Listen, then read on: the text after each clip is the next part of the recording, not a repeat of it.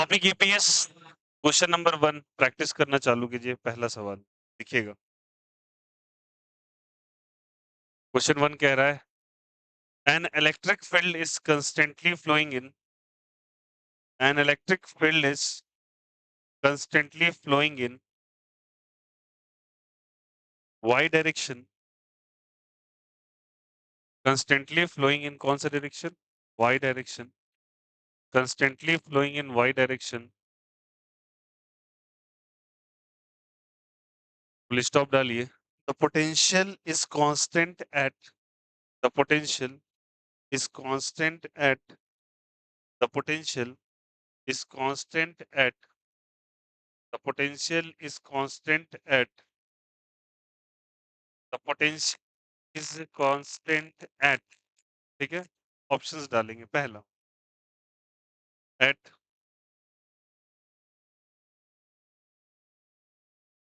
at x potential is constant at पहला option है at x for any value of y at x पहला option है at x for any value of y फिर लिखिएगा at z for any value of y फिर लिखिएगा in X Z plane और last लिखिएगा all of the at X for any value of Y at Z for any value of Y in X Z plane या all of this is the right answer. All of this is the right. चलिए बात को थोड़ा illustrate करते हैं कैसे समझेंगे। बताओ इलेक्ट्रिक फील्ड कौन से डायरेक्शन में जा रहा है? गौर कीजिएगा सभी कोई। जो थ्योरेटिकल सेक्शन बताया उसी पे सवाल कर रहे हैं। ये कौन सा डायरेक्शन? एक्स। ये कौन सा डायरेक्शन? ये कौन सा? सारे बच्चे ये एक्स है ये वाई है और ये क्या है? इलेक्ट्रिक फील्ड को किधर आप लेके जा रहे हैं? वाई में एक्स में। Electric field is pricing in the Y direction तो इलेक्ट्रिक फील्ड ऐसे जा रहा है क्या? E vector is equal to E J cap लिख सकते हैं क्या? ई क्या लिख सकते हैं? J cap. समझ में आया? अब बताओ अगर E vector E J cap है इलेक्ट्रिक फील्ड वाई में जा रहा है ऐसा हम लोग क्वेश्चन में गिवन था ठीक ना। गिवन है क्वेश्चन के अंदर। तो एक बात बताना अगर ऐसा है सारे बच्चे बताओ ये कौन से डायरेक्शन में? वाई डायरेक्शन में। कौन से डायरेक्शन में? वाई में। तो बताना अगर ये वाई में है तो ईपीएस हमेशा इसके क्या होता है? इलेक्ट्रिक फील्ड लाइंस के क्या होता है? परपेंडिकुलर। ये बात परसों प्रूफ किए थे ना। तो ईपीएस तुम ड्रॉ करोगे बच्चे बातें कम इधर देखो। ईपीएस ड्रॉ करोगे तो इसके तुम परपेंडिकुलर ड्रॉ करोगे बोलो हाँ या नहीं? ड्रॉ करोगे इसके क्या करोगे? परपेंडिकुलर। तो मैं इसके परपेंडिकुलर ईपीएस बना देता हूँ। ये सब सबका सब क्या है जल्दी बताओ यहाँ से? Electro potential surface sorry equi potential surface. कौन सरफेस जल्दी बताइए? Equi potential surface. क्योंकि इक्वी पोटेंशियल सरफेस हमेशा कितने डिग्री का एंगल बनाता है? तो ये मेरा एक्स एक्सिस है ये कौन सा एक्सिस है? Y axis. ये कौन सा एक्सिस? फिर से बोल रहा हूँ इलेक्ट्रिक फील्ड कौन से डायरेक्शन में है? वाई में। और अगर इलेक्ट्रिक फील्ड वाई डायरेक्शन में है तो ईपीएस कौन से डायरेक्शन में? कौन से प्लेन में होगा? एक्स में और एक्स और वाई में होगा। ये कौन सा डायरेक्शन है? एक्स। और ये कौन सा है? जेड है या वाई है?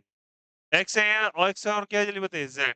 तो अगर कोई चीज वाई में फ्लो कर रहा है तो उसका ईपीएस क्या एक्स जेड में लाई करेगा? अरे भैया किसी प्लेन को बनाने के लिए दो एक्सिस लगे तो कौन सा एक्सिस लगेगा? एक्स एक्सिस और कौन सा एक्सिस? उसी बेसिस पे मैं बना रहा हूँ। इलेक्ट्रिक फील्ड आपका इस डायरेक्शन में था और आपका ईपीएस इस डायरेक्शन में ड्रॉन होगा। बोलिए आया नहीं आया?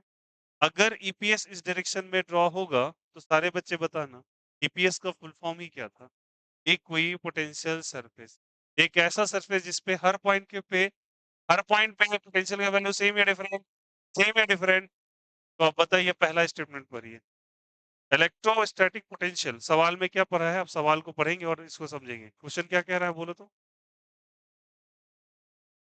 लास्ट में क्या पूछा है? The electric potential is constant. पढ़ो तो पहला स्टेटमेंट क्या लिखा है, at X for any value of Y. चलेगा क्या, नहीं चलेगा क्या? तुम गौर से पढ़ो स्टेटमेंट को, इंग्लिश समझो यार। ईपीएस किस में लाई कर रहा है? तो किस हर एक्स और जेड के वैल्यू में कहीं भी कोई वैल्यू ले लोगे तो क्या वो कांस्टेंट नहीं होगा? अरे देखो तो सही, एट एक्स, फिर से बताओ ये कौन से प्लेन में है, कौन से प्लेन में है? नाम नाम प्लेन का, एक्स और जेड प्लेन, बोलो यार यस और नो। तो इलेक्ट्रिक फील्ड के परपेंडिकुलर होगा ना ये। तो बताओ एक्स जेड का कोई भी पॉइंट लोगे तो क्या वो कांस्टेंट नहीं आएगा? क्योंकि वो कौन से प्लेन में, एक्स जेड प्लेन में। तो कोई भी पॉइंट अगर लेंगे तो पोटेंशियल सेम या डिफरेंट? वही तो कह रहा है, पर ये तो statement at X for any value of Y. फिर क्या लिखा, at Z for any value of Y. Third क्या कह रहा है, इन एक्स जेड प्लेन। क्या गलत है क्या तीनों ये भी सही है, ये भी सही है और ये भी सही है, तो आंसर क्या होगा? आया समझ में कैसे हुआ? Is the concept is clear? आया? फिर से बोला, इलेक्ट्रिक फील्ड कौन से डायरेक्शन में, वाई में, एक्स में। ईपीएस किस में लाई करेगा, एक्स में और जेड में, एक्स में और, तो किसी भी एक्स जेड का वैल्यू ले लेंगे, हमेशा फिक्स है या वेरिएबल आएगा? और a given value of Y, Y के किसी वैल्यू पे एक्स जेड का कोई भी वैल्यू ले लोगे, पोटेंशियल का वैल्यू क्या आएगा, सेम। ये तो इक्विपोटेंशियल। सवाल समझ में आया? तो आंसर इस बोर्ड जल्दी बताइए, all of these. Question number 1 clear है क्या? बोलो यार। जो बच्चे फर्स्ट डे आए हैं, अभी थोड़ा सा सब्र रखिएगा, कुछ देर के बाद आपको चीजें कंस्टेंटली समझ में आएंगी। चलिए क्वेश्चन नंबर 2 पे आ जाइए। क्वेश्चन नंबर 2 लिखिएगा।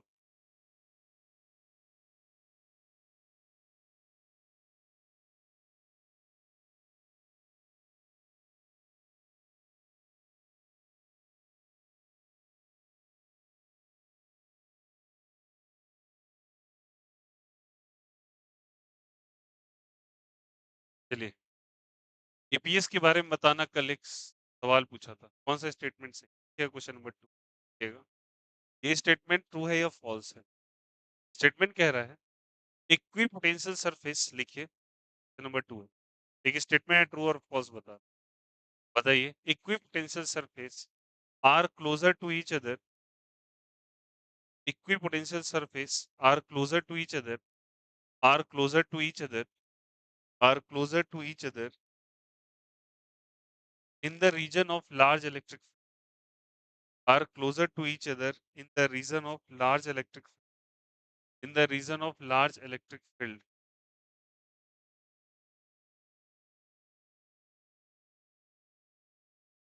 the region of large electric, ठीक है। और इसी में स्टेटमेंट एक और लिखो, इसी में स्टेटमेंट नंबर ए बी कर लो, स्टेटमेंट नंबर बी कर लो। EPS is more crowded, EPS is more crowded,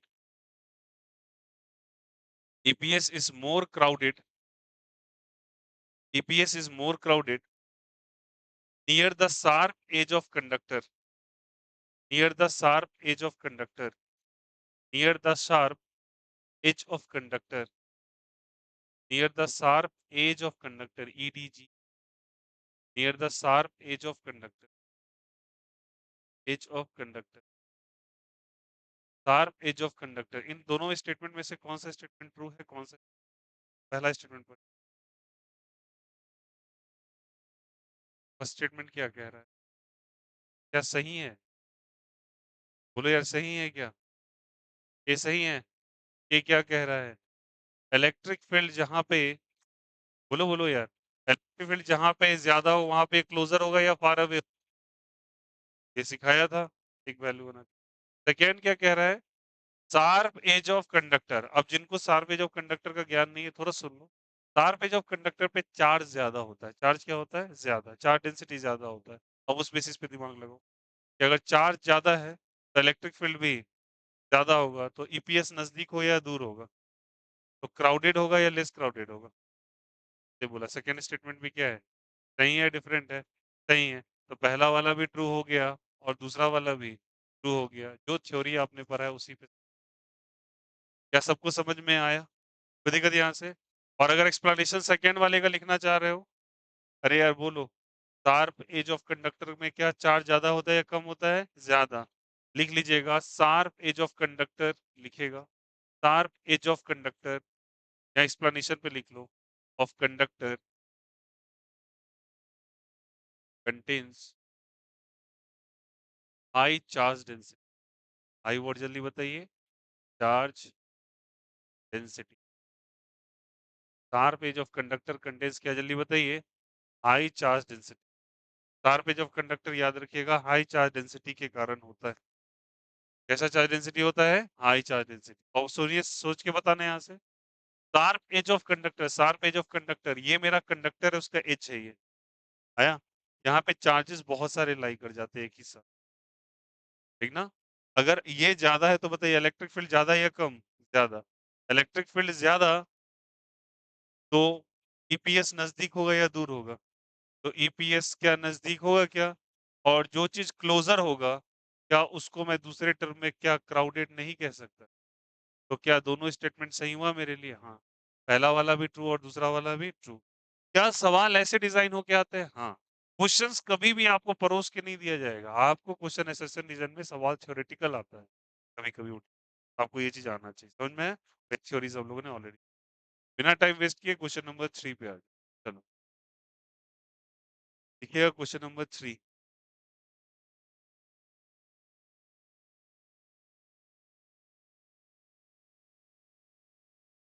चलिए देखिएगा। In a region of constant potential, in a region of constant potential, question number 3, in a region of constant potential, in a region of constant potential, in a region of constant potential लिखिएगा। पहला option, option number 1 constant potential, पहला लिखिएगा electric field increases, पहला option electric field increases. Option number 2 electric field decreases. Option number 3 electric field is constant. और option number 4 लिखा हुआ है यहाँ पे इलेक्ट्रिक फील्ड, पहला में इलेक्ट्रिक फील्ड को बढ़ा दो, दूसरा में घटा दो, तीसरा में कांस्टेंट रखो और चौथा में जीरो। पहला इंक्रीजेस, फिर डिक्रीजेस, फिर कांस्टेंट और जीरो। इन चार में से कौन सा ऑप्शन सही है अगर स्टेटमेंट आया, सी सही है क्या, कैसे किया आपने, आइडिया क्या लगा है। बी कांस्टेंट है या वेरिएबल है, कांस्टेंट है या वेरिएबल है, कांस्टेंट है। अब बताना सारे बच्चे ध्यान देना, वी कांस्टेंट है या वेरिएबल है, कांस्टेंट, ठीक ना।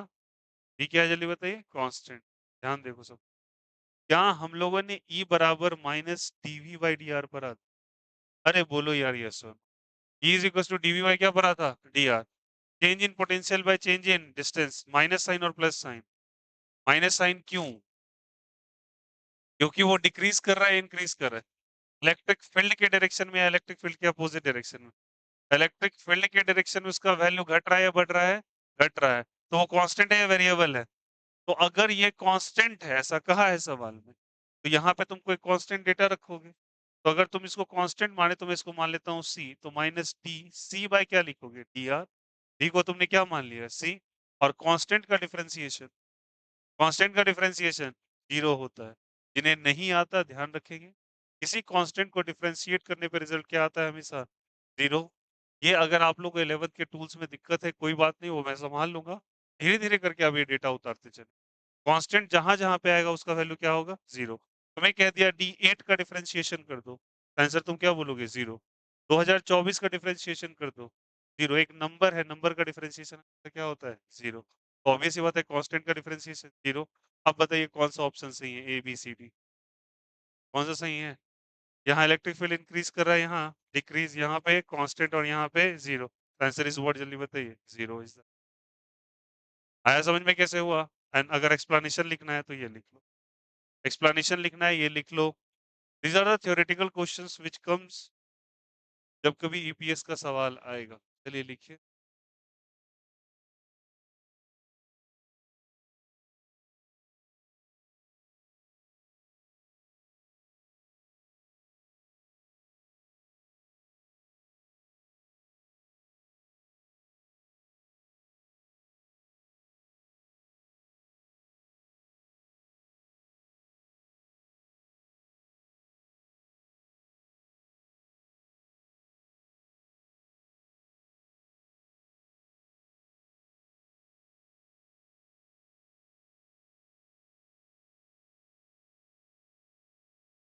चलिए लिखिएगा। समझ में आया सभी को?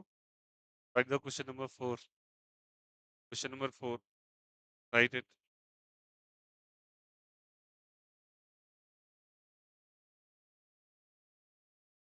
Angle between electric field and EPS will be angle between electric field and EPS will be angle between electric field and EPS will be electric field and EPS will be electric field and EPS will be angle between electric field and कौन सा जल्दी बताइए? EPS will be EPS और electric field के बीच का angle कितने का होगा?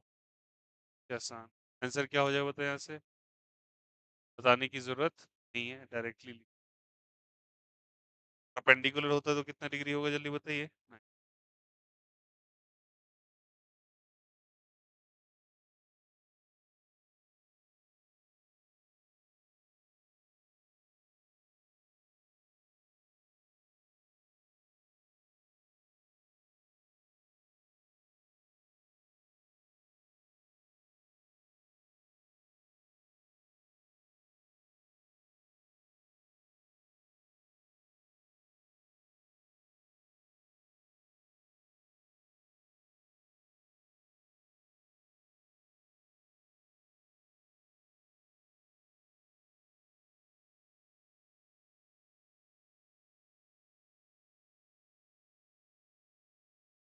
लिखिएगा। Question number 5, in the given figure in the given figure in the given figure in the given figure in the given figure find the work done find the work done find the work done in order to carry a charge in order to carry a charge in order to carry a charge from point A to point C from a point A to point C from point A to point C the given figure find the work done in order to carry a charge from point A to point C. Here is a point A, here is a point B, here is a point C. A B और क्या चीज C, और ये distance है बच्चे R का। कितना distance है चलिए बताइए? ठीक है, चलिए A से C में लेके आएंगे, वर्क डन कितना होगा? आंसर क्या होगा? तो हड़बड़ाए नहीं, मैंने वर्क डन पूछा है, कैसे सोच के आंसर नहीं बन। वर्क डन बताइए। हाँ हाँ, क्या होगा आंसर? जीरो होगा या नॉन जीरो होगा? क्योंकि पोटेंशियल हर पॉइंट पे सेम या different. Potential at a point A is equal to potential at a point C, that is K Q by क्या चीज आर। और वर्क डन का फॉर्मूला क्या Q into change in potential होता है क्या? चेंज इन पोटेंशियल क्या हो जाएगा बताओ? V A minus V C. Same या डिफरेंट? दोनों का चेंज कितने का हो जाएगा? Zero. Q multiplied by zero is what? Zero. Work done का वैल्यू भी आया नहीं आया?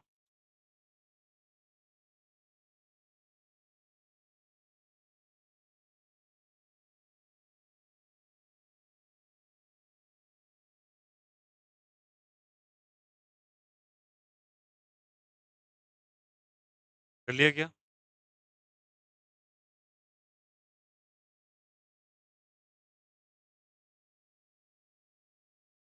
द कंसेप्ट इज आया सब कुछ समझ? इसी में पार्ट बी लिखो, क्वेश्चन नंबर 6 लगाओ, इसी का लिखो, एक क्वेश्चन इसी पे डिजाइन करो। क्वेश्चन नंबर 5 के बाद क्वेश्चन नंबर 6 कीजिए। लिखिएगा। क्वेश्चन नंबर 6 इसी पे बेस्ड है। हो गया ना? समझ गए सबको? ये सारा पॉइंट क्या है जल्दी बताइए? कहना इसे ईपीएस का पॉइंट है, पॉइंट है कि सबका डिस्टेंस सेम है, चार्ज भी क्या है सेम है। सवाल फिर से लिखिएगा, सवाल फिर से लिखिएगा। क्वेश्चन कह रहा है, क्वेश्चन नंबर 6 लिखिएगा। In the above figure in the above figure in the above figure in the above figure find the work done find the work done in the above figure find the work done when a charge is carried from a point B when a charge is carried from a point B carried at point B. When a charge is carried from a point B,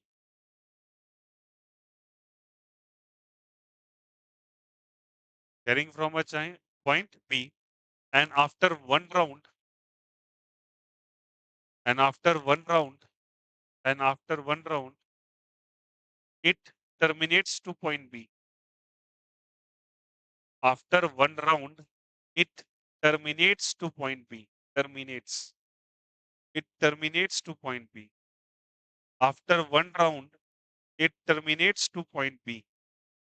चलिए बताइए work done अब कितना, work done कितना होगा? समझ में आया कि सवाल क्या कह रहा है? सवाल समझ में आया क्या कह रहा है? बोलो कहाँ से उठाया है इसको? ए से या बी से? स्टेटमेंट पढ़िए तो कहाँ से उठाया है? बी से। और क्या किया उसको? वहां आने के बाद कहाँ वापस ले आए? बी पे। कितना वर्क डन होगा? Very good. कितना होगा? क्या यह पोटेंशियल बदल जाएगा क्या घुमाने के बाद?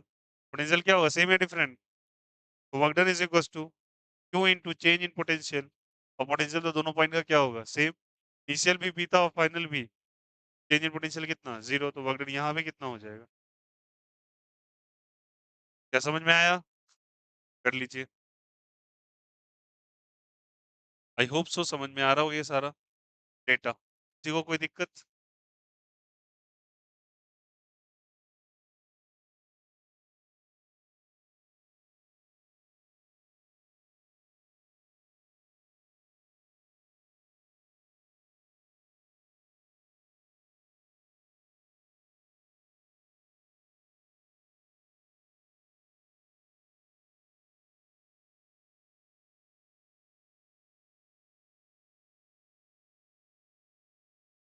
चलिए एक इंटरेस्टिंग फैक्ट बताता हूँ। यहाँ समझ में आया? कोई दिक्कत है यहाँ से?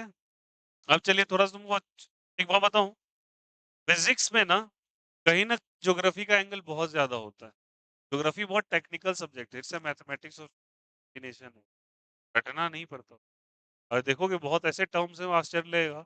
वहाँ केवल कोई फील आएगा ना कि एटम से न्यूक्लियाई पढ़ रहे हैं, अगर आप डिटेल से पढ़ रहे हैं। उसी का एक ग्लास भी यहाँ पे दिया हुआ एनसीईआरटी का सवाल। सवाल क्या कह रहा है पहले समझना है, पहले ये क्लियर है सभी को? सवाल कह रहा है कि अगर अर्थ की सरफेस को देखा जाए तो ऊपर जैसे जैसे हम अर्थ के सरफेस से बढ़ते जाते हैं, जितना हम सन के नजदीक होते जाते हैं, उतनी ज्यादा एटमॉस्फेयर के एटम्स और मॉलिक्यूल आयोनाइज होने लगते हैं। मतलब उनसे इलेक्ट्रॉन्स बाहर निकल के आते हैं और वो सारे के सारे आयंस बना देते हैं। इसलिए ऊपर जब आप जाते हैं तो एक स्फीयर, एटमॉस्फेयर के अंदर एक लेयर होता है, उसको आयोनोस्फीयर, बिकॉज वो आयंस के बने होते हैं, आयंस के। अब ये आयोनाइजेशन के कारण उनके पास आयन है, और जहां आयन है वहां पे चार्ज है, और जहां चार्ज है वहां पोटेंशियल है। जहां चार्ज है वहां क्या आएगा? क्योंकि फॉर्मूला पोटेंशियल का क्या कहता है? के क्यू बाय आर। और जहां चार्ज वो अपने साथ पोटेंशियल लेके आएगा। तो ऐसा क्लेम किया गया है। ऊपर जब आप जाते हैं, मतलब हाई एल्टीट्यूड पे जब जाते हैं आप, तो लगभग 400 किलो वोल्ट का पोटेंशियल वहां प्रेजेंट। जल्दी बताइए। 400 किलो वोल्ट का वहां पोटेंशियल। ठीक है। और नीचे जब आप आते हैं तो लगभग यहाँ पे धीरे धीरे धीरे धीरे धीरे ऊपर से आते हैं, तो वहां पे 400 किलो वोल्ट, अगर 400 किलो वोल्ट को देखा जाए, डेटा थोड़ा देखना। 400 किलो वोल्ट का मतलब इसको ब्रेक करो तो 400 मल्टीप्लाइड बाय कितना हो जाएगा? 1000 वोल्ट।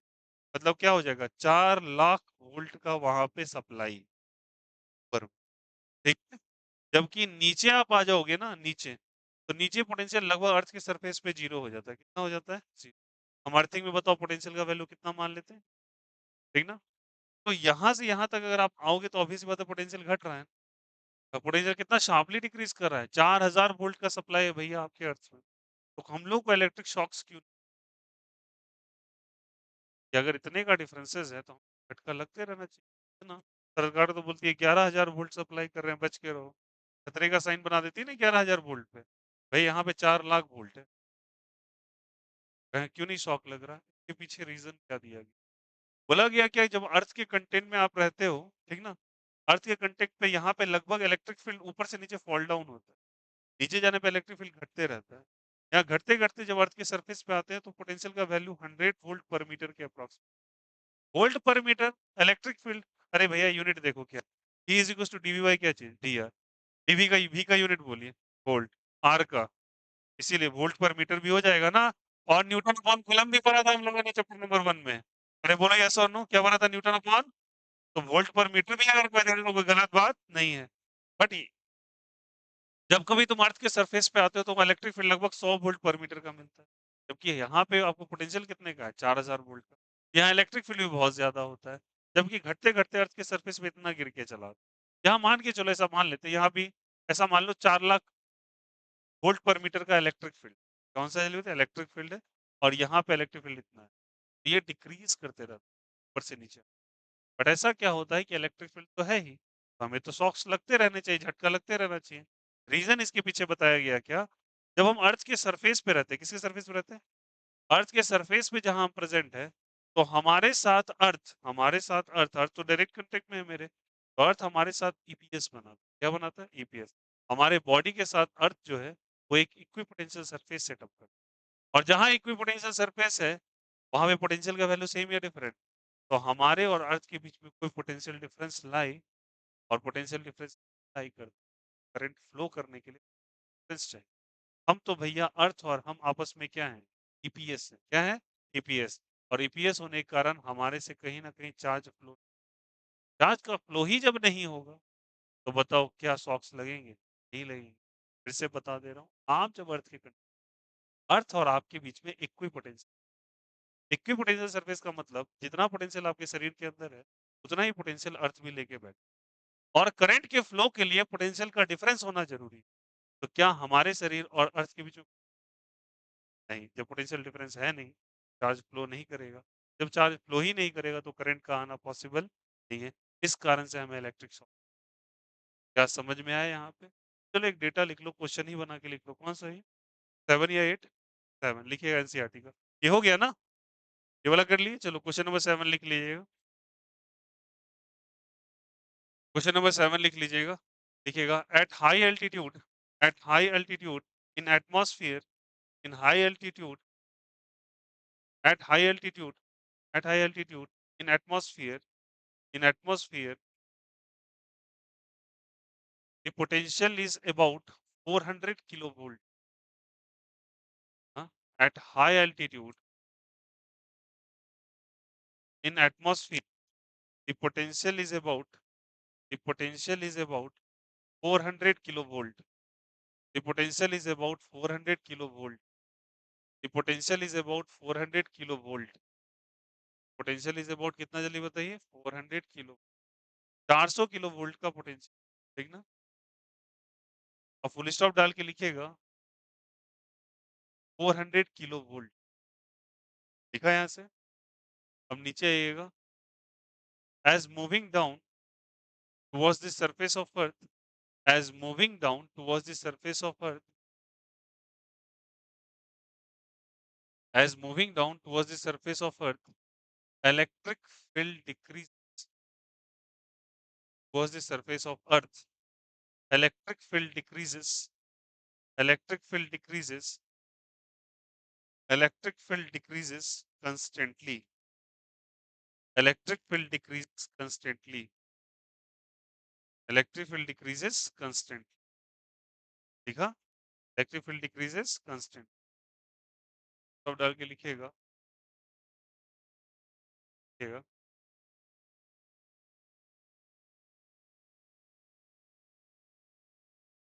लिखा सबने? लिखिएगा। अब फुल स्टॉप नहीं डालो, कॉमा डाल दो, लिखिएगा बट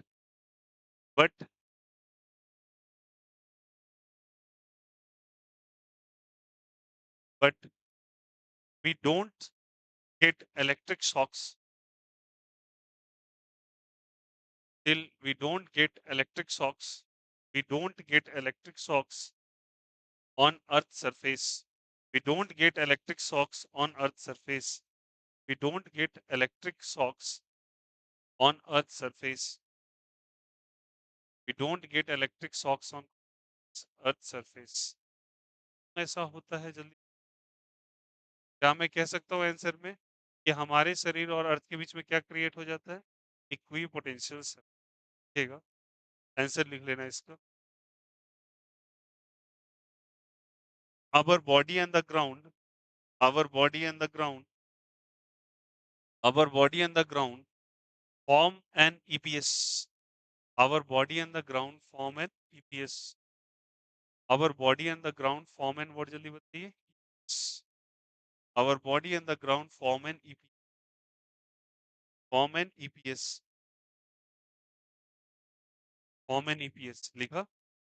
EPS होने के कारण क्या होगा? पोटेंशियल डिफरेंस कितना हो जाएगा? जीरो. पोटेंशियल डिफरेंस कितना हो जाएगा? जीरो. तो इसके कारण पोटेंशियल डिफरेंस जीरो हो जाता है, चार्ज का फ्लो होता नहीं है. चार्ज नहीं फ्लो करेगा तो करंट भी समझ में आ गया यहाँ से?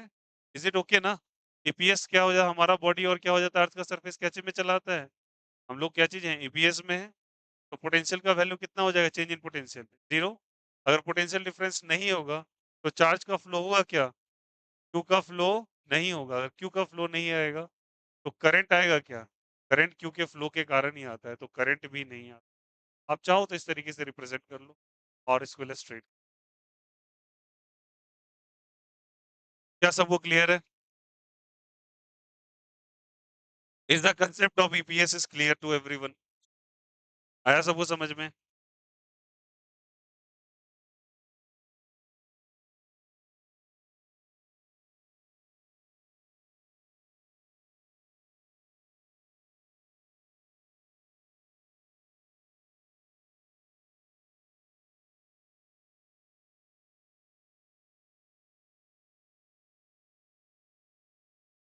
Mark the question number 23 to 31. Question number 23 to 31 आपका होमवर्क है. 23 से लेके 31. 23 to 31 homework. Question number 23 to 31. कौन सा? नहीं नहीं नहीं देखिए, वो एक्चुअली क्या है, चार्ज के फ्लो के लिए एक सर्टेन एरेना होता है. आप ये कह रहे हो कि मैं यहाँ पे शूज पहन लूं तो मुझे झटका क्यों नहीं? वैसा कुछ नहीं है बच्चे. एक एटमॉस्फेरिक एनवायरनमेंट क्रिएट हो गया यहाँ पे. आप सर्टेन किलोमीटर से कितना भी ऊपर और नीचे जाओ, उससे कोई मतलब. आप अर्थ के ईपीएस में ही. आया समझ में? इसका मतलब ये नहीं हो कोई इंसुलेटिंग शूज अगर हम पहन लें हमको झटका लगना चालू हो जाए, मतलब ये नहीं. ऐसा तो नहीं कि हम नंगे पाँव रहते हैं. बोलो यार. या अर्थ की सरफेस के हम डायरेक्ट कनेक्शंस में नहीं है. अर्थ के सरफेस के ऊपर एक सर्टेन एटमॉस्फेरिक लेयर है जो अर्थ के साथ एक्चुअली क्या बना रहा है? ईपीएस बना रहा है. हम इसमें लाई कर रहे हैं. तो हमेशा इक्विपोटेंशियल सरफेस में ही रहते हैं. इवन कि आप प्लेन्स में भी चले जाओ तो मैं कह रहा हूँ सर्टेन किलोमीटर्स तक, 2-3 किलोमीटर तक यही. इस कारण से ये नहीं आता. और अगर तो काफी माइनर करंट फ्लो कर. करंट उतना ज्यादा होगा नहीं बिकॉज ये चीज कोई एसी नहीं है, डीसी चीज. और डीसी के अंदर झटका नहीं लगता. आया समझ में? क्लियर है सभी को? Is the concept is clear? अरे बोलो यार यस और नो.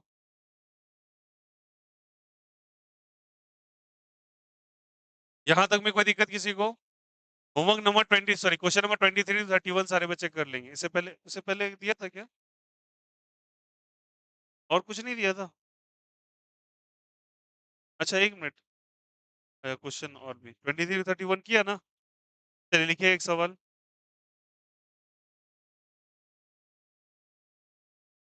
हटाएं क्या?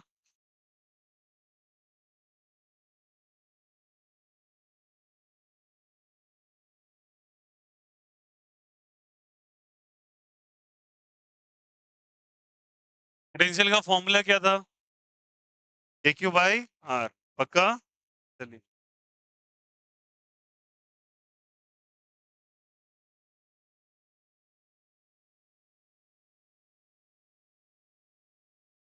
चलिए कुछ कैलकुलेशंस करो.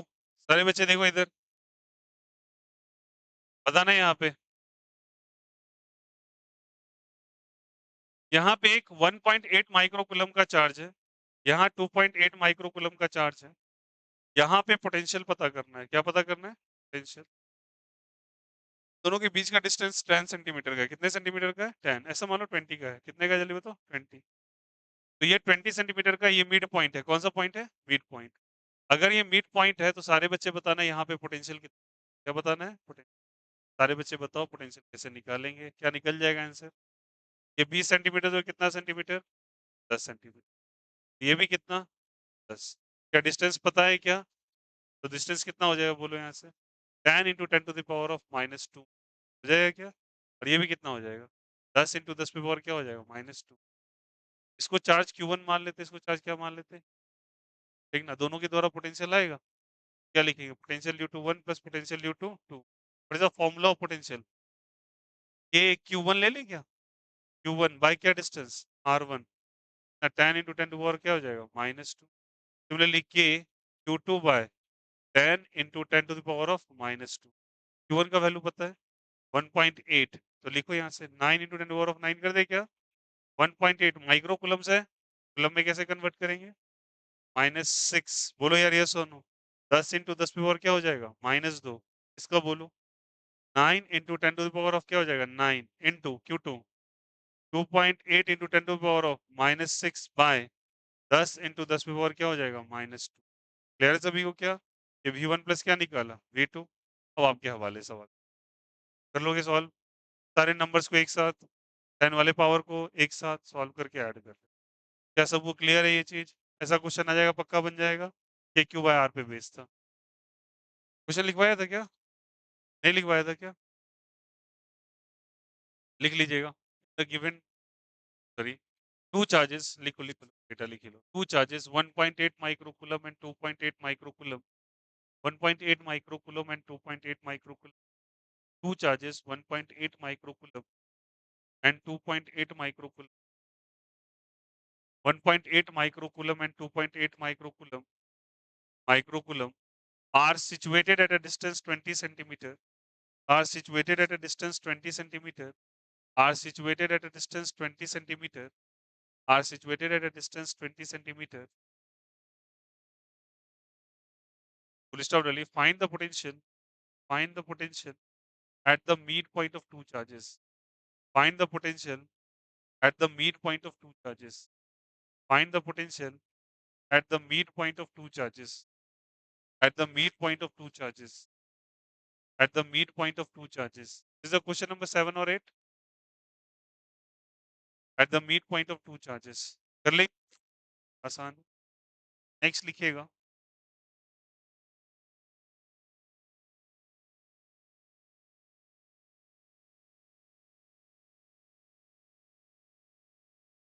चलिए यहाँ पे एक इलस्ट्रेशन दे रखा है. सारे बच्चे ध्यान देंगे. देखो यहाँ पे है. सुनो. यहाँ पे क्यों दिया है, यहाँ क्यों दिया है, यहाँ क्यों दिया है. ठीक है. आपसे बोला है वर्क डन निकालना. क्या निकालना? Work done. इस केस में सुनो, एक स्क्वायर प्लेट दे रखा है आपको, या स्क्वायर फ्रेम दिया हुआ है, और स्क्वायर फ्रेम के बीच का डिस्टेंस है, सारे साइड का डिस्टेंस ए है. कितना है जल्दी बताइए. ठीक है. एक चार्ज को किसी माइनस क्यू चार्ज को किसी इंफिनिटी पॉइंट पे रखा जाता है. कौन से पॉइंट पे? और उसको ट्रैवल करके इसके सेंटर पे ले आएंगे. कहाँ ले आएंगे? के सेंटर पे अगर ले आएंगे आप, आपको बताना है सेंटर पे लाने के लिए कितना वर्क डन करना पड़ेगा. ना क्या करना पड़ेगा? वर्क. ठीक है. अगर लेके आ रहे हैं तो बताना यहाँ पे ये चार्ज कितना है क्यू, और क्या चीज, ये डिस्टेंस कितना हो जाएगा. ए तो क्या हो जाएगा बोलो यहाँ से. √2a हो जाएगा क्या. √अंडर क्या हो जाएगा? 2. बोलो यार ये सुन. तो एक बात बताओ, मैं यहाँ से यहाँ इसको लेके आता हूँ, इसको सेंटर पे लेके आए, बोलो हाँ या नहीं. तो पोटेंशियल एट सेंटर जो होगा मुझे पता करना होगा पहले. और पोटेंशियल इन्फिनिटी पे कितना होता है? Always zero. इन्फिनिटी पे कितना होता है? बात का एविडेंस भी बता. बी इन्फिनिटी का फॉर्मूला आप लिखोगे के क्यू बाय आर. बोलो यार ये सर. और आर का वैल्यू आप क्या रखोगे? इन्फिनिटी. और एनीथिंग डिवाइडेड बाय इन्फिनिटी. बोलो यार ये sir. Potential at infinity is always zero. इस पॉइंट पे पोटेंशियल कैसे निकालेंगे आप? कैसे निकालेंगे बोलिए. बोलिए यहाँ से के क्यू बाय आर. लेकिन क्यू कितना है यहाँ पे? एक है. एक है क्या? एक ही क्यू है. चार. चारों के द्वारा पोटेंशियल निकलेगा क्या? बताओ मुझे. पहले तो डिस्टेंस चाहिए. डिस्टेंस सेंटर से इसका चाहिए क्या? बताओ ये डिस्टेंस कितना होता है कि बच्चा बता सकता है? कई बार. Very good. ये डिस्टेंस कितना होता है? A by √2. कैसे निकाला, समझ में आया? अरे √2a को 2 से डिवाइड कर दो ना. आएगा नहीं आएगा? तो बताओ यहाँ 4 ऐसे चार्ज है. हेलो. ए बाय √2 को 2 से डिवाइड करने पे ये नहीं आता है क्या? हद मैथमेटिक्स, इतना तो ब्रेन चलना चाहिए भाई। a/√2 होगा ना? अब बताइए यहाँ से प्लीज़, चारों के द्वारा पोटेंशियल होगा। कैसे निकालेंगे पोटेंशियल का फ़ॉर्मूला बोलिए? Q/R। तो सबके द्वारा सेम ही होगा ना? तो potential, net potential at centre क्या लिखेंगे? 4 इंटू KQ/R। बोलो यार यस और नो। पोटेंशियल समझ में आया क्यों किया? तो 4 इंटू Q की जगह क्यू ही रहेगा, R की जगह a/√2 हो जाएगा, √2 ऊपर चला जाएगा। तो 4√2 KQ/ क्या हो जाएगा? A। पोटेंशियल एट सेंटर निकल जाएगा। बोलो हाँ यस और नो। आ गया क्या? अब कौन से चार्ज को कैरी किया? माइनस क्यू को या प्लस क्यू को? वर्क डन जब भी आता है तो याद रखना, work done is equal to, हम लोग ऐसे लिखते हैं, माइनस क्यू टेस्ट, समझे, इनटू चेंज इन पोटेंशियल। ये एक्चुअल फॉर्म है। इलेक्ट्रिक फील्ड के तुम अगेंस्ट जाते हो ना। इलेक्ट्रिक फील्ड किधर लग रहा होगा? बाहर। तुम किधर आना चाह रहे हो? इसलिए माइनस लगेगा क्या? अब यहाँ साइन रखना, work done is equal to, बोलो सब। क्यू टेस्ट का क्या साइन है? माइनस क्यू रखेंगे। Change in potential, potential at centre minus potential at infinity. बोलो यार यस और नो। होगा? तो minus minus plus, potential at centre 4√2 KQ/A हो जाएगा। सेंटर पे कितना? 0। तो क्या लिखेंगे? 4 के, 4√2 है ना? 4 रूट क्या है जल्दी बताइए? 2 के Q into Q, Q square by क्या हो जाएगा? ए। ये वर्क डन आ गया। बोलो आया नहीं आया? समझ में आया कैसे निकाला यहाँ से? एक बार बताना सबको, इन्फिनिटी पोटेंशियल कितना? 0। Work done. और सेंटर पोटेंशियल क्या निकाल लेंगे? के क्यू बाय क्या चीज से? आर से। और कुछ चार सिस्टम है, चारों से मल्टीप्लाई करके निकाल लिया। और वर्क डन का फॉर्मूला क्या होता है? Work done due to electric field is Q test into, जल्दी बताइए, चेंज इन पोटेंशियल। आप इलेक्ट्रिक फील्ड का ही निकालना, क्योंकि आप इलेक्ट्रोस्टैटिक्स पर, एक्सटर्नल एजेंसी का तो काम हम करेंगे नहीं, हम का काम करेंगे इलेक्ट्रिक फील्ड। और यहाँ पे कैसा साइन, माइनस या प्लस? माइनस माइनस, कोई दिक्कत किसी? द कंसेप्ट इज, सबको समझ में आया कैसे करना है? क्लियर है दोनों? कौन सा क्वेश्चन हो गया? 9। चलिए इसी में एक बात बताना सारे बच्चे, क्वेश्चन नंबर 10। ठीक है, यहाँ क्लियर है सभी को? आया? अब मुझे बताओ, ये क्लियर है ना? अब मैं तुमसे जो पूछ रहा हूँ उसको बताइएगा। यहाँ पे एक चार्ज रखा हुआ है, क्या रखा हुआ है? चार्ज। ठीक ना? सॉल्यूशन कॉपी किए हैं क्या? तो सॉल्यूशन कॉपी किए हैं? नहीं किए हो? अब एक बात बताओ, यहाँ पे पॉइंट नंबर 1 है, यहाँ पॉइंट नंबर 2 है, ठीक ना? क्वेश्चन नंबर 10 मेंशन कर, पॉइंट नंबर 2 लिख, तो क्वेश्चन नंबर 10 लिखिएगा। क्वेश्चन नंबर 9 10, 9 नहीं लिखा है? 9 नहीं लिखा है, 9 में लिख लो यार।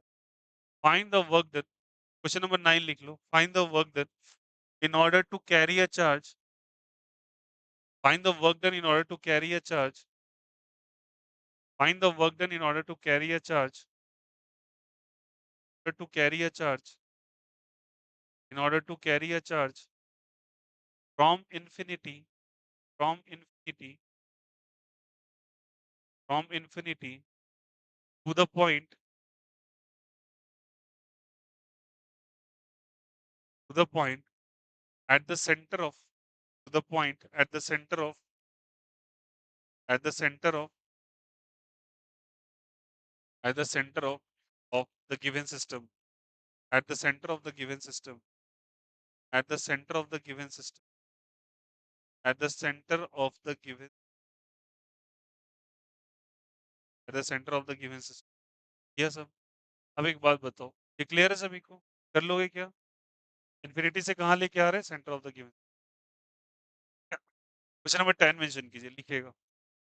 Find the work done due to electric field, find the work done due to electric field, find the work done due to electric field, due to electric field,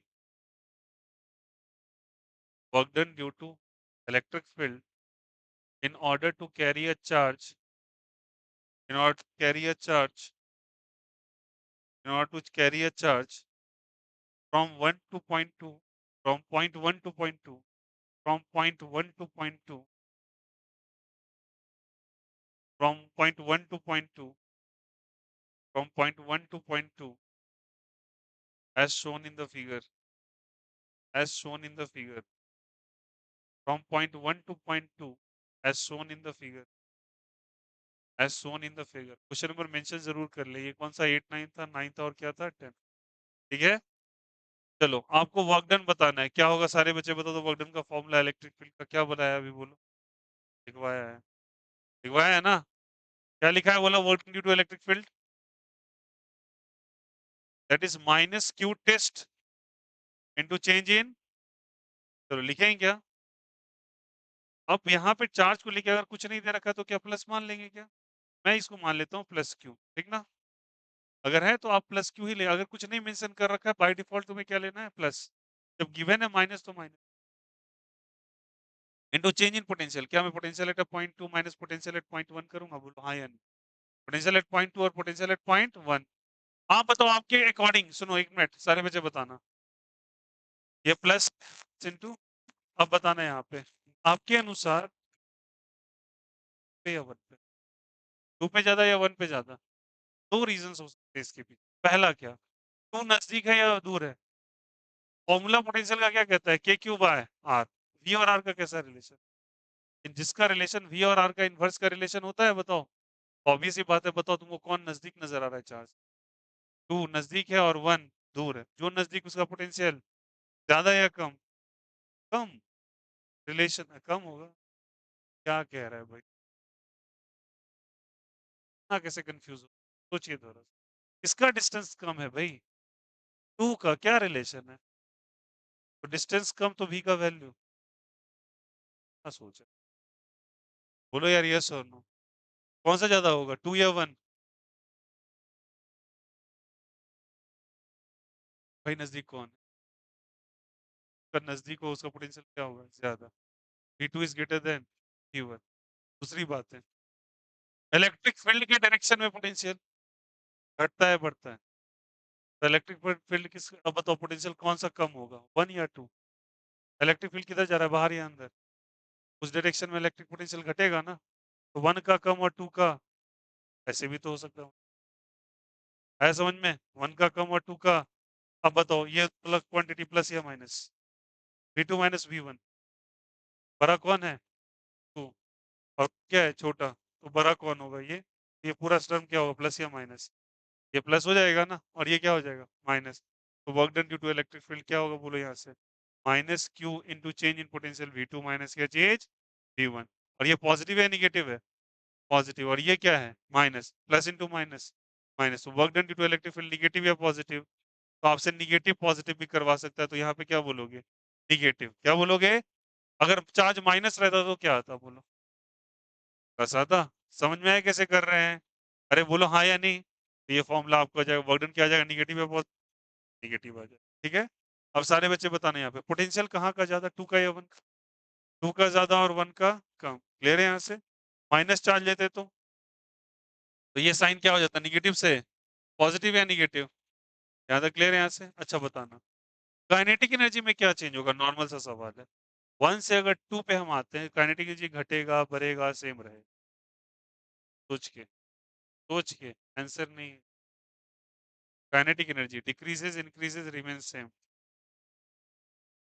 सोच के बोलिए, अगर मैं एक सर्टेन स्पीड से इसको लेके यहाँ से यहाँ आ रहा हूँ तो बताइए। मैंने काइनेटिक एनर्जी का चेंज क्या कहा था, इन्फिनिटी से लेके किसी पॉइंट पे लाने पे काइनेटिक एनर्जी नहीं चेंज होना चाहिए, तो वो कंडीशन था। मैं थोड़ी ये कहीं से कहीं लेके आ रहा हूँ, मैं यहाँ से यहाँ ले आ रहा हूँ। मैं इन्फिनिटी से नहीं उठाया। सोच के आंसर। अरे मैं इन्फिनिटी से लेके कोई ऐसे पॉइंट पे लेके आया था वहां पे वर्क डन में कोई चेंजेस नहीं आया था, वो कंडीशन मैंने ही माना था।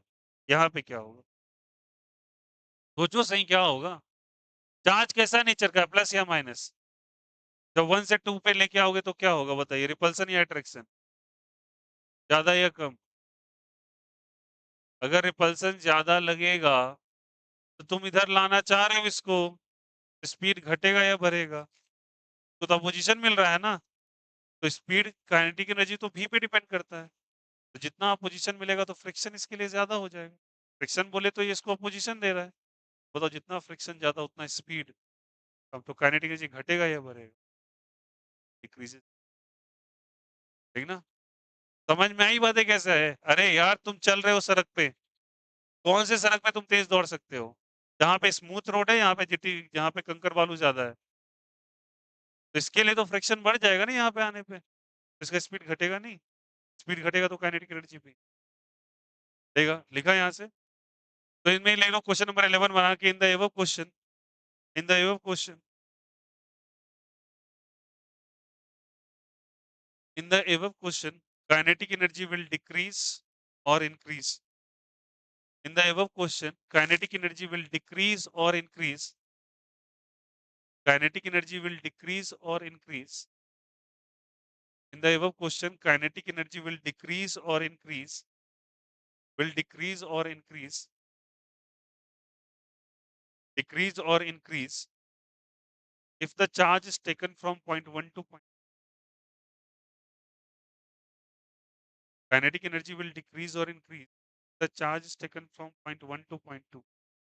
The charge is taken from point 1 to point 2. The charge is taken from point 1 to point 2. Point 1 to point 2. लिखा सबने? What is the answer? जल्दी बताइए, decreases और increases? क्वेश्चन नंबर 11 का हो जाएगा डिक्रीजेस। क्यों डिक्रीजेस? स्पीड घटेगा या बढ़ेगा? स्पीड डिक्रीज और इंक्रीज? क्यों डिक्रीज? कि रिपल्सन बढ़ेगा या घटेगा?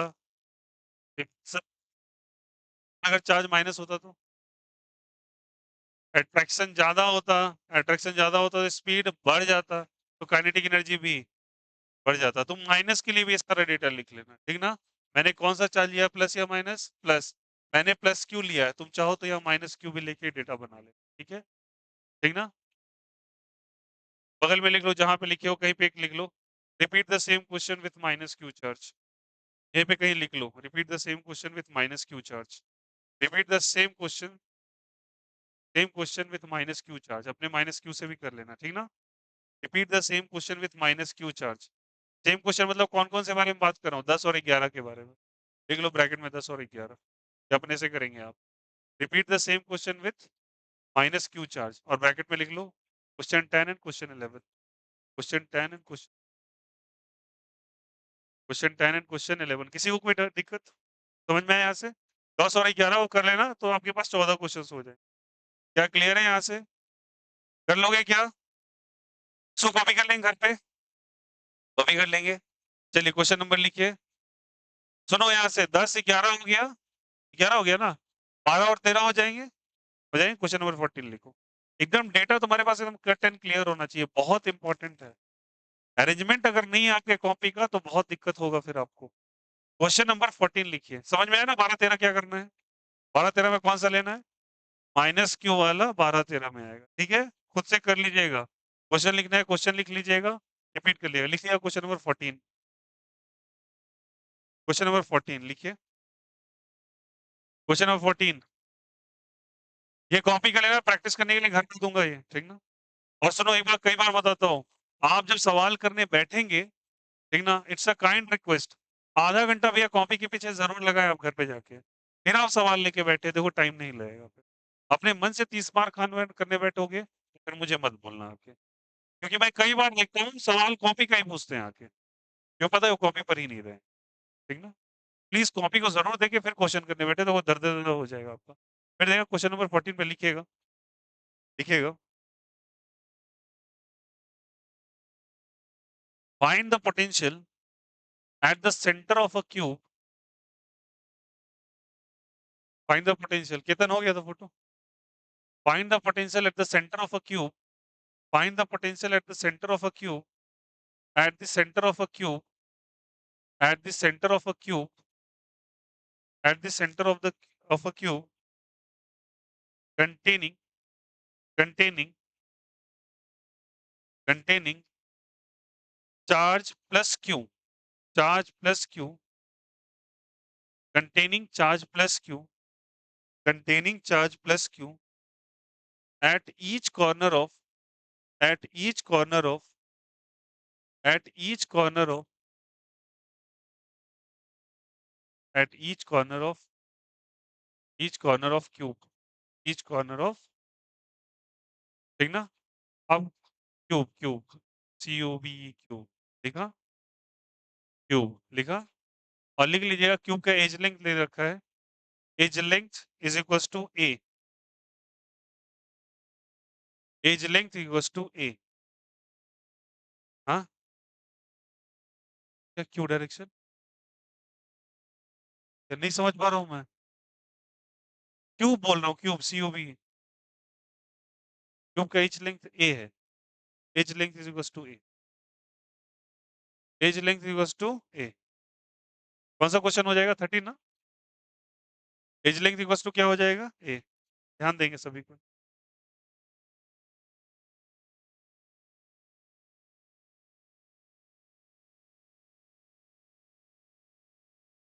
एज लेंथ इक्वल्स टू ए, सुनो सब कोई, एज लेंथ कितना दे रखा है ए,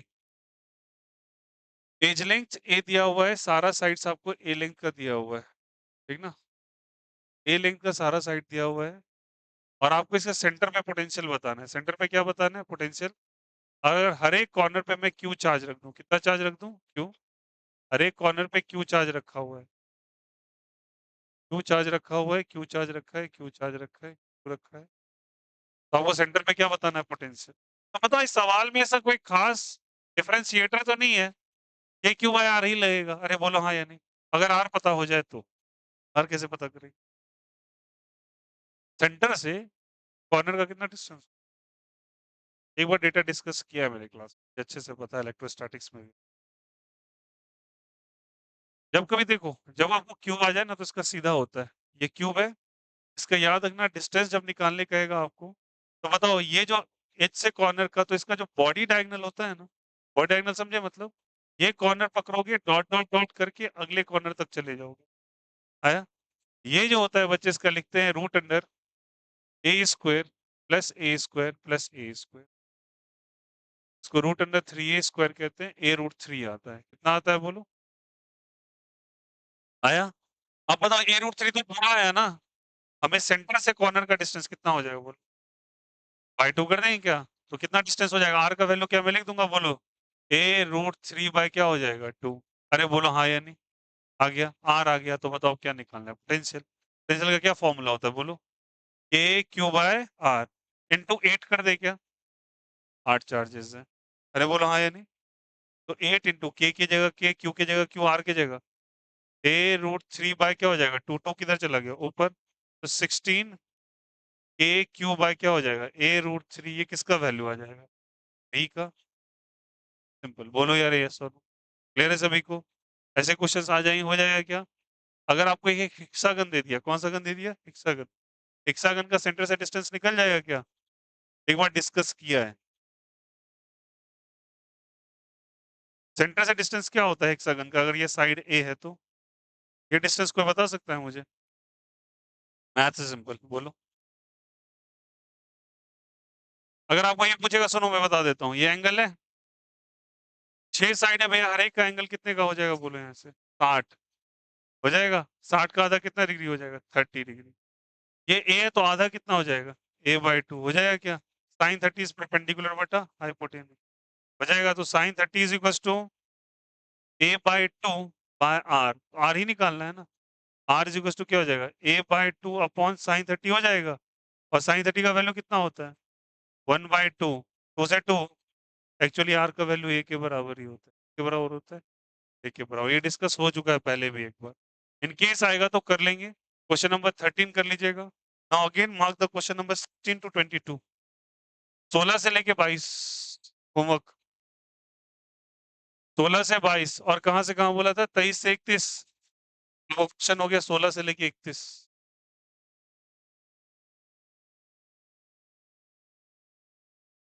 क्वेश्चन करो मेंशन, 16 to 31, 16 to 31, समझ में आया, ये कर लेना, कर लोगे ना कॉपी, इसका फोटो भेज दीजिए प्लीज, कौन सा क्वेश्चन है 13 ना, भेज दीजिएगा, किसी को कोई दिक्कत आपत्ति, समझ में आया, नहीं नहीं अभी अभी सिनेरियो बचा हुआ है, क्यों अंग्राइयां ले रहे हो,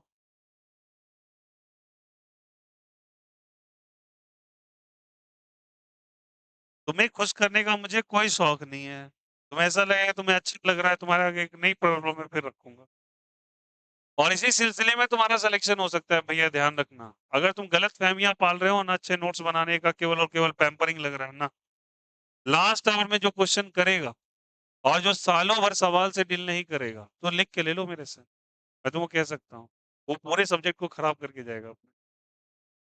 आपको डे वन से एक क्वेश्चन में प्रैक्टिस होना चाहिए, फिजिक्स और केमिस्ट्री जो भी सब्जेक्ट हो, मैथ्स पढ़ रहे हो बायोलॉजी पढ़ रहे हो, भैया ऑप्शनल बनाने की आदत डे वन से होनी चाहिए। और तुम्हें मैं एकदम गारंटीड कह रहा हूँ, हर एक में कम से कम 250-300 सवाल से आपको डील करना है पर चैप्टर, तब जाके आपका क्वेश्चन बनता है।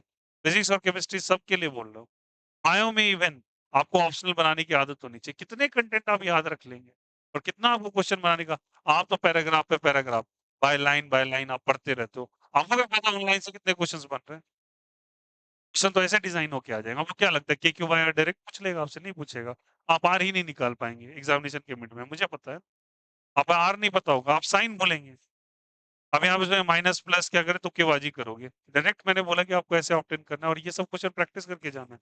प्लस वाला किया, माइनस वाला लगे हाथों कर लो इसके नीचे, देखो की गलती होगा आपको, ठीक ना। This the way to analyse the question. Clear हो रहा है सभी को?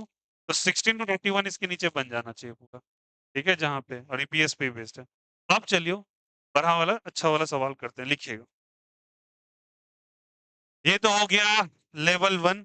आइए थोड़ा सा लेवल बढ़ाते हैं आपका, लिखिएगा। Assume the electric field E is equals to 30x square I cap. Assume the electric field E is equals to 30x square I cap. 30x square I cap. Photo click हो गया कितना? 30x square I cap, ये वाला, ये हो गया था ना, ये हो गया था ना, ये वाला कर लो। 30x square I cap. Assume the electric field 30x square I cap.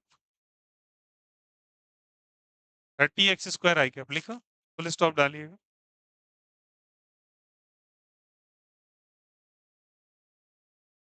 Find the potential difference.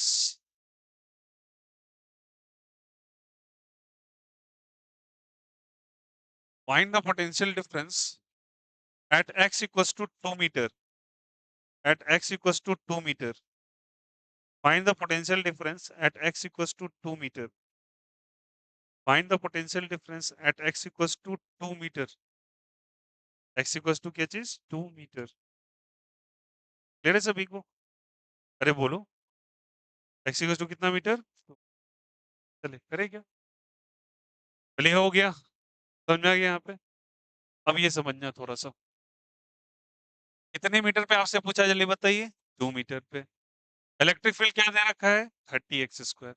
मेरा सवाल बस एक है, जो इलेक्ट्रिक फील्ड दे रखा है वो वेरिएबल है या कांस्टेंट है, ये बताओ। वेरिएबल है या कांस्टेंट है? क्योंकि electric field as a function of X दे रखा है क्या? इस पे डिपेंडेंट है वो, एक्स पे। एक्स बदलेगा तो इलेक्ट्रिक फील्ड भी एक्स का वैल्यू अलग अलग रखते जाओ, 1 2 3 4 तो इलेक्ट्रिक फील्ड का वैल्यू अलग अलग आएगा, बोलो हाँ या नहीं। और इलेक्ट्रिक फील्ड अगर अलग आएगा तो वैल्यू भी उसका बदलेगा, तो इसके कैसे निकाले आंसर? अब बताना समझना सबको। ई का वैल्यू दे रखा है, इसने लिखा है कितना, लिखा है बोलो? 30। कौन सा कैप? आई कैप दे रखा है यहाँ से, सारे बच्चे बताना है यहाँ पे। अगर मुझे लिखना हो पोटेंशियल, तो एक बात बताओ यार, पोटेंशियल डिफरेंस का formula dv is equals to integration minus E dot D R. नहीं लिखा था क्या? ई डॉट क्या लिखा था? अरे बोलो यार, यस और नो लिखा था। dv there is a change in potential, परसों करवाया है, ठीक ना। चेंज इन पोटेंशियल, अब बताओ यहाँ से चेंज इन पोटेंशियल हम कैसे लिखेंगे? तो यहाँ से चेंज इन पोटेंशियल, यहाँ v1 से मान लो कुछ v2, यहाँ से मान लो मुझे नहीं पता, तो मैं यहाँ से देखता हूँ कैसे क्या होगा, क्योंकि इसके इस पे डिपेंड करेगा। अब बताओ इलेक्ट्रिक फील्ड कौन से डायरेक्शन में दे रखा है? X direction. तो इसके लिए मैं क्या लिखूंगा, देखो यहाँ से माइनस हो इलेक्ट्रिक फील्ड इन x direction into D R. बोलो यार ये सुन, लिखेंगे क्या? डी आर की जगह डी एक्स लिखे या डी आर लिखे? D x. अरे बोलो यार ये सुन, लिखेंगे क्या? डी एक्स लिखेंगे। अब कहाँ तक, कितने मीटर तक दे रखा है? 0 मीटर ऊपर, और ऊपर कितना मीटर? 2 मीटर।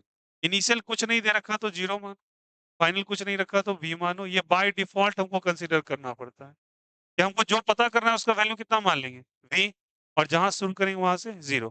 सवाल में ये 0 है और कितने मीटर तक? 2 मीटर। समझ में आया सभी? कोई दिक्कत? अब चलिए सारे बच्चे बताना। ई का वैल्यू कितना दे रखा है? 30x स्क्वायर रख दो। इंटू क्या चीज़? dx। इंटू 0 से लेके कितना मीटर? 2 मीटर। अब जिन बच्चे को इंटीग्रेशन नहीं आ रहा है, थोड़ा ध्यान से अच्छे से समझो। 11th में आपने गलती किया तो सुनिए भी। 30x square into dx। ये लिख दिया। ये वही चीज़ें हैं जो मैंने आपको पिछले क्लास में समझाया। बस मैंने डेटा उठा के रखा। अब सुनिएगा कहानी।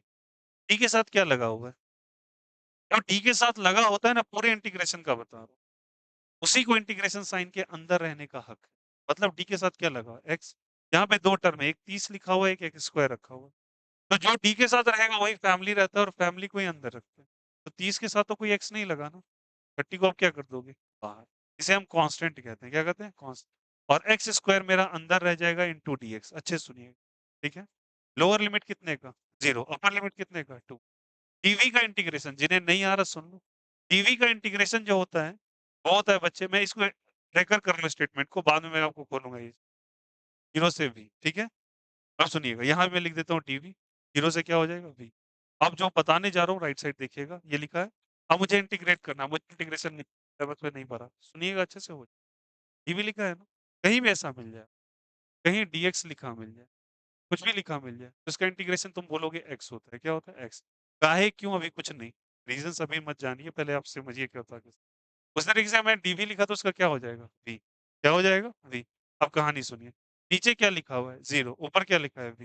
तो लिखो 0 और क्या चीज़? v। पहले dv का dx का इंटीग्रेशन x होता है।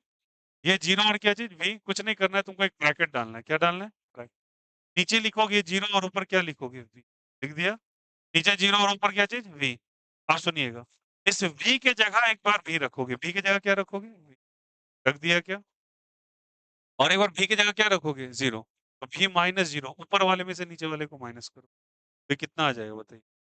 एक बार v की जगह v, एक बार v की जगह 0। v माइनस 0 इज़, आया समझ में? अरे बोलो, फिर से समझना। यहाँ वाला इंटीग्रेशन करना है। अब बता रहा हूँ यहाँ से। एक्स स्क्वायर का इंटीग्रेशन इंटू dx।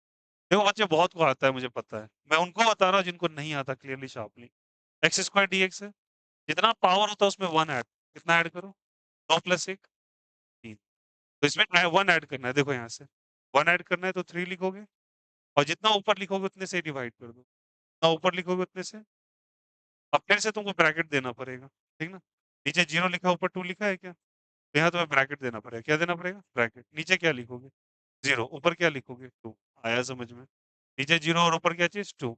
अब तुम्हारा काम क्या है कि जहाँ-जहाँ एक्सेस का वैल्यू रखना है, एक बार ऊपर वाले को रखो, एक बार नीचे वाले। ऊपर वाले को रखे, तो हो गया क्या जी बताओ? 2 का क्यूब बाय क्या हो गया? 3। एक बार 0 को रखोगे तो 0 का क्यूब बाय क्या हो जाएगा? 3।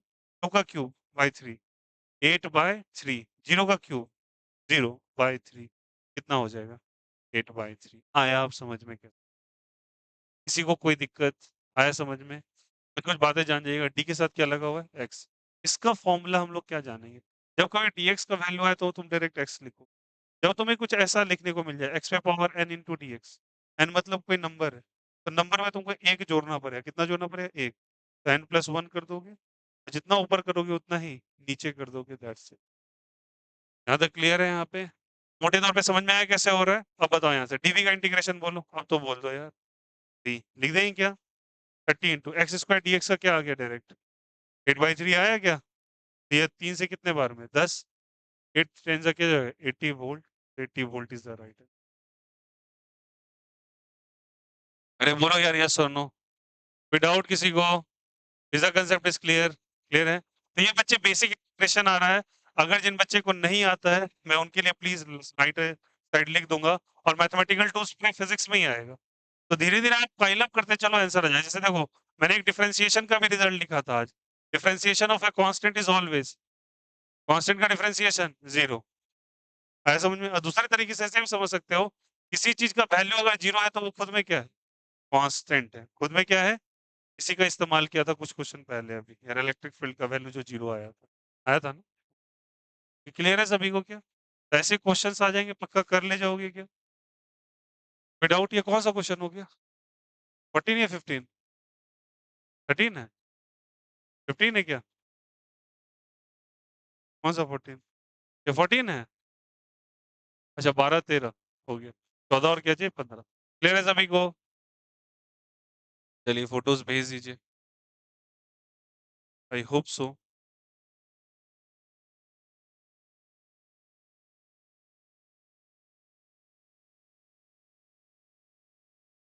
चलिए इसी बेस्ड एक डेटा और कर लो। Question number 16।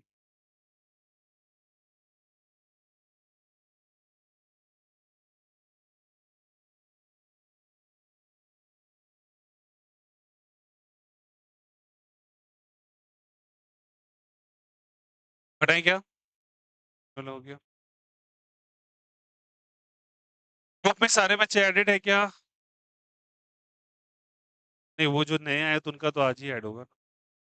और सारे बच्चे एडेड है ना? आपका एडेड है बच्चे? ग्रुप में? नंबर ऐड है? आपका कहाँ गया वो बच्चा नया? आपका ग्रुप नंबर ऐड है? येलो टी-शर्ट, ठीक है? चलो। क्वेश्चन नंबर कौन-सा? 16 लिखिएगा। Write down E is equals to E vector is equals to 30 I cap plus 30 J cap. E vector is equals to 30 I cap plus 30 J cap. 30 I cap plus 30 J cap. 30 I cap plus 30 J cap. 30 I cap plus 30 J cap. 30 I cap plus 30 J cap.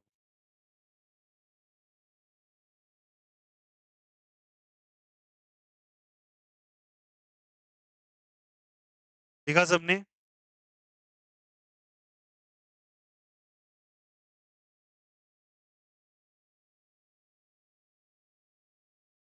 लिखिएगा find the potential difference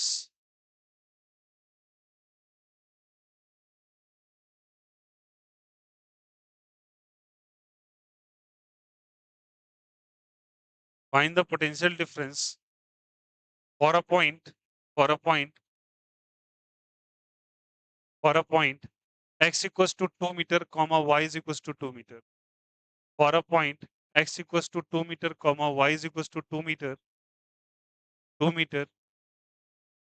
given that full stop देखिए given that potential at origin is zero, given that potential at origin is zero, given that potential at origin is zero, potential at origin is zero, potential at origin is zero, potential at origin is zero, given that potential at origin is zero. ठीक है?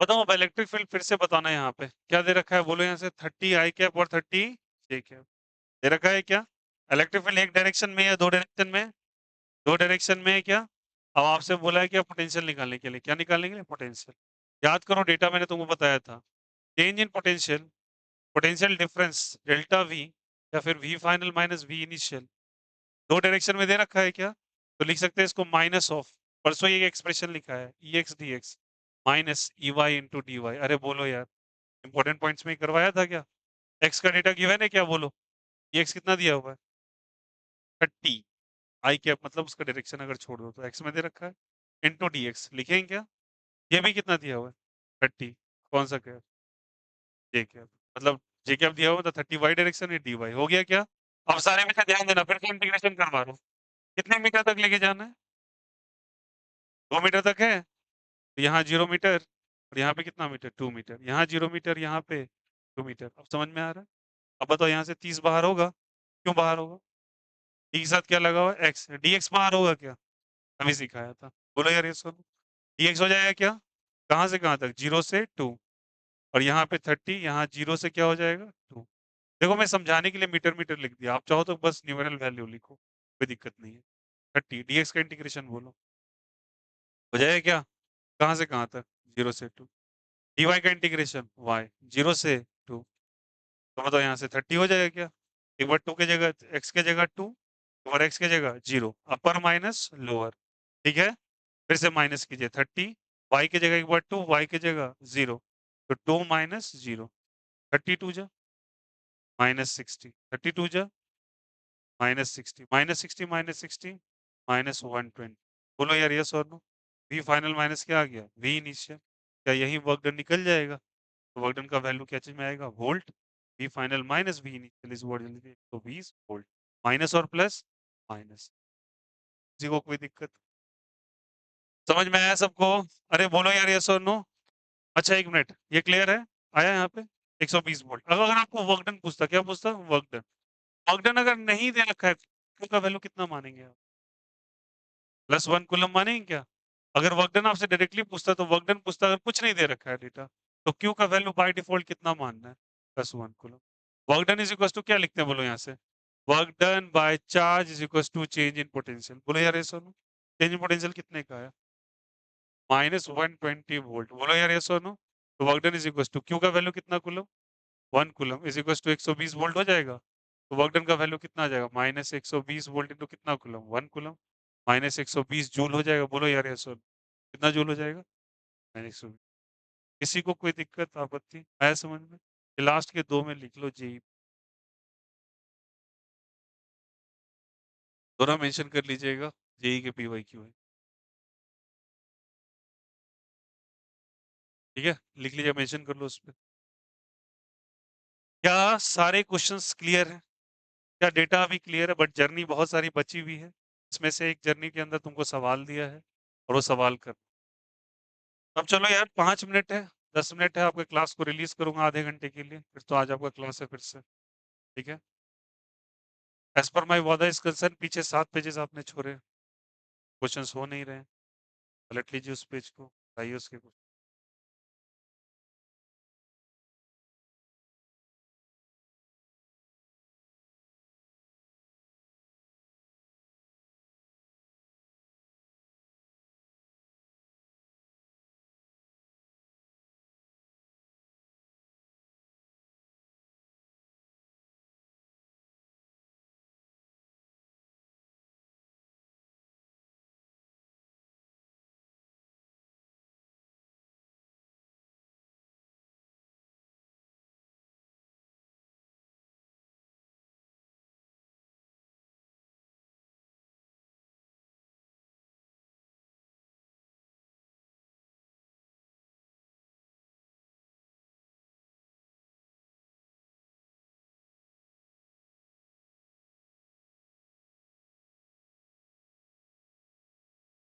थोड़ा click हो गया?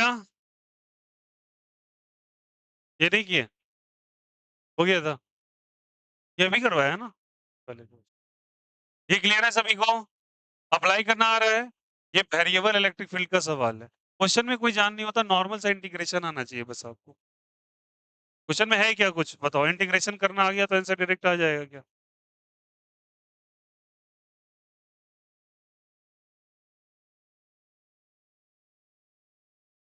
सारे बजे से एक request है, घर पे जब भी आप रिलैक्स होके पढ़ने बैठो, आपके अनुसार आपका बायोलॉजिकल क्लॉक जब अलाउ करता है आपको। मैं ये नहीं कहूंगा जाके सब पढ़ने लो, आपका जब अलाउ कर रहा है तो आपसे रिक्वेस्ट है कि सबसे पहले आप नोट्स कंप्लीट करें। ठीक है, सेकेंड भाई आप आधे घंटे रिवीजन पे लगाएं, फिर आप क्वेश्चन को पंच करें। अब देखो 32 सवाल, 16 का क्वेश्चन दिया है आपको। अगर आप आधे घंटे लगेंगे, मैं गारंटी बोल रहा हूँ, आधा घंटा सफिशियंट है सवाल करने के लिए। कैलकुलेशन में जो टाइम लगे, कंसेप्ट में दिक्कत नहीं होने वाली। ठीक है, बट आप करेंगे। चलो,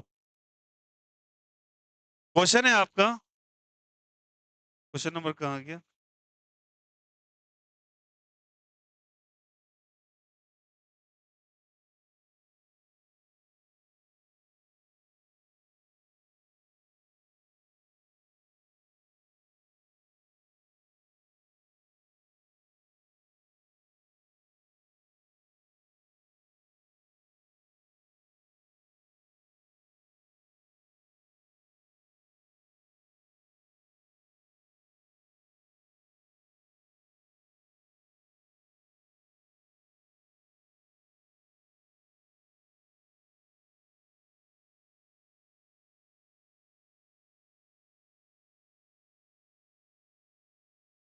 सुनिएगा, लिखिएगा find the net force at the centre,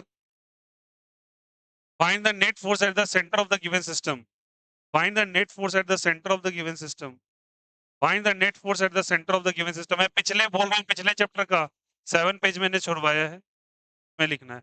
find the net force at the centre of the given system, at the centre of the given system, at the centre of the given system, at the centre of the given system. ये कौन सा axis है? X. At the centre of the given system लिखा, at the centre of the given system, और centre आपका ये दे रखा है, ठीक ना? सेंटर ऐसे रिप्रेजेंट करके रखा हुआ है, ठीक है, इसको सिस्टम का सेंटर माना गया। सुनो सुनो सारे बच्चे, find the net force at the centre of the given system, बस यही सवाल है। सुनो सब कोई, यहाँ 1 माइक्रो कूलम का एक चार्ज है, ध्यान देना, ये रखा है 1 मीटर पे, कितने मीटर पे? 1 मीटर। तो आपको लिखा हुआ है 1,0, ठीक है। आगे बढ़ा, फिर से 1 कूलम माइक्रो कूलम का चार्ज रखा, लिखा 2,0। आगे फिर से 1 माइक्रो कूलम का चार्ज रखा, लिखा 4,0। फिर से 1 कूलम का चार्ज रखा, फिर लिखा 8,0, ठीक ना? क्या नजर आ रहा है? तो ये सीरीज में कुछ रिलेशन है क्या? रिलेशन है क्या? 2 गुना होता जा रहा है, 1 से 2, 2 से 4, 4 से 8, फिर 16।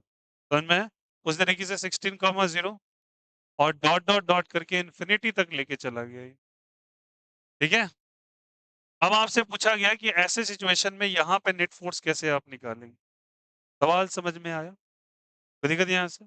और जहां पे आपको फोर्स निकालना होता है वहां पे अपने मन से अगर कुछ ना दे रखा है, +1 कूलम आपको मानना जरूरी है, तो +1 कूलम आप मान।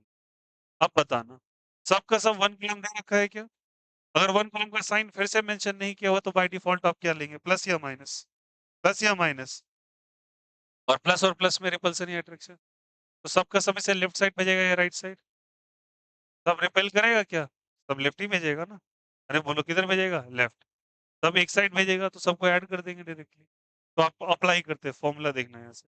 मैं लगा रहा हूँ, मैं फोर्स ड्यू टू ऐसे बोल देता हूँ, इनको ऐसे मान लेते हैं, 1 2 3 4 मान लेते हैं, 1 2 ऐसे करके रोमन फिगर्स में मान लेते हैं, ठीक, dot dot dot. Force due to 1 plus force due to 2 plus force due to 3। अच्छे से समझना सवाल को। Force due to infinity charge के कारण, बोलो यार ये सब। पहले के कारण फोर्स क्या निकालोगे? बोलो यहाँ से, के Q1 क्या लिखेंगे? 1 माइक्रो कूलम है, तो 1 इंटू माइक्रो कूलम रहने दे फिलहाल, इंटू कितना कूलम हो जाएगा? इसको 1 कूलम माने, कितने का डिस्टेंस है?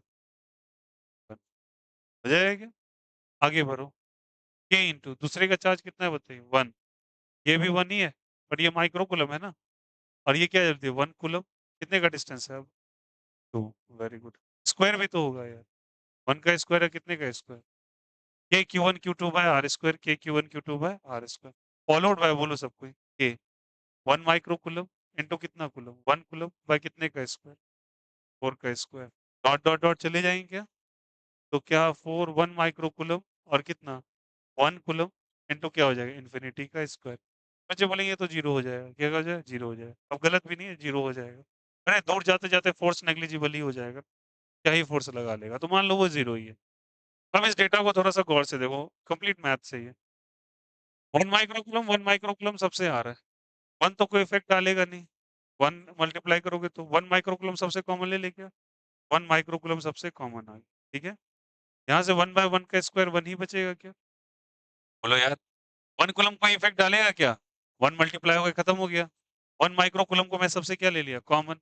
यहाँ बचा 1, क्या बचा? 1, देख लो यहाँ क्या बचेगा? 1 बाय 4 बचेगा क्या? बहुत अच्छा। यहाँ पे 1 बाय 16, बहुत अच्छा। डॉट डॉट डॉट आगे बढ़ते जाएंगे, यहाँ पे कितना हो जाएगा? इसका 2 गुना 32। अरे बोले यार ये सोन, तो डॉट डॉट डॉट यहाँ से इन्फिनिटी तक चल जाएंगे क्या? बोलो यार ये सोन, चले जाएंगे। ये इंटू यहाँ लिखा 1 micro coulomb, well and good. पहला टर्म ये, दूसरा टर्म ये, तीसरा टर्म, चौथा टर्म इन्फिनिटी टर्म, ठीक है। पहला टर्म क्या है? 1, दूसरा 1 बाय 4, 1 बाय 6, 1 बाय 30। सब में एक चीज देखोगे, सब एक कॉमन रेशियो को फॉलो कर रहा है। कर रहा है क्या? 1/4 देखो, आगे वाले टर्म को पीछे वाले टर्म से डिवाइड कर दो, मैं करके दिखाता हूँ। 1/4 को डिवाइड कर दो 1 से, कर दें क्या? क्या आंसर आएगा बताओ? 1 बाय। फिर आगे वाले टर्म को पीछे वाले टर्म से डिवाइड कीजिए, क्या लिखेंगे बोलिए? 1/16, 1/4, कितने टाइम्स? 4 टाइम्स। तो क्या ये भी 1/4 हो जाएगा? सिमिलरली 1/32, अच्छा यहाँ पे 64 हो जाना चाहिए, क्या होना चाहिए? 64। तो 1/64 अपॉन क्या हो जाएगा 1/16 ये भी क्या हो जाएगा 1/4 अरे बोलो हाँ या नहीं ये सारे डेटा सेम आ रहे हैं डिफरेंट आ रहे हैं सेम है डिफरेंट क्या सब में वैल्यू 1/4 का ही आ रहा है क्या तो रेशियो में कह सकता हूँ सबका कॉमन है 1/4 ठीक है आप लोगों ने एक प्रोग्रेशन पढ़ा था अपने जूनियर सेक्शन में that was the arithmetic progression और अगर रेशियो सेम होता है तो ज्योमेट्रिक प्रोग्रेशन क्या कहते हैं उसको जीपी कहते हैं क्या कहते हैं इसको तो ये जो गिवन सीरीज है वो अर्थमेटिक प्रोग्रेशन नहीं जीपी है क्या बताओ जीपी इसको ज्योमेट्रिक प्रोग्रेशन कहते हैं कौन सा प्रोग्रेशन कहते हैं प्रोग्रेशन तो क्या भैया मुझे ये सीखना चाहिए हाँ सबको सीखना चाहिए क्यों क्योंकि भैया ये सब जनरल मैथ्स है सभी को आना चाहिए इस मैथ्स में कहीं भी कोई भी पूछ सकता है बायो स्ट्रीम मैथ स्ट्रीम कोई मतलब नहीं है परीक्षा देने बैठोगे उसको लगेगा ये सब बच्चा बचपन में पढ़ के बैठा है ठीक ना तो ये सब पूछा जा सकता है आपसे कहीं ठीक ना एक और भी होता है हायर लेवल पे हार्मोनिक प्रोग्रेशन होता है उसे एचपी कहते हैं ठीक ना तो एपी और जीपी से सवाल आपको भर के मिलेगा ठीक है अब लगा देंगे अब इन्फिनिटी टर्म के लिए वहां पे एक फॉर्मूला होता था याद करो वहां पे तुम एक फॉर्मूला पढ़ते थे एन टर्म के लिए A plus N minus one into D अरे बोलो यार ये सब एस एन के लिए भी कुछ पढ़ते थे बताओ यहाँ से a/2 2n प्लस वन तो क्या था 2n a/2 2n plus one था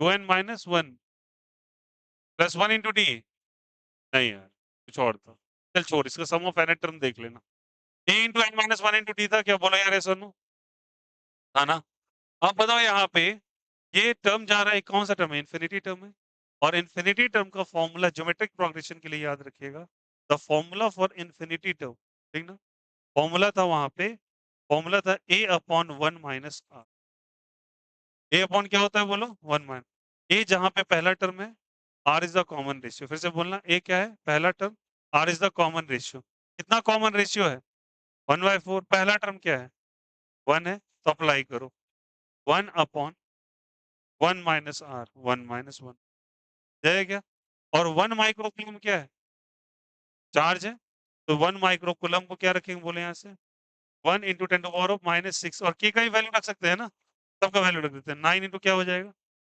9 इसका 1 into ten to power of -6 1/4 1 minus 1/4 3/4 4 ऊपर चला जाएगा तो ये 4 बाय क्या हो जाएगा 3 हाउ मेनी टाइम्स 3 टाइम्स 3 4 जा 12 9 माइनस 6 10 पे पावर 3 हो जाएगा क्या फोर्स निकाल रहे हो तो न्यूटन में आएगा कैसे में आएगा ये आपका नीट में पूछा हुआ क्वेश्चन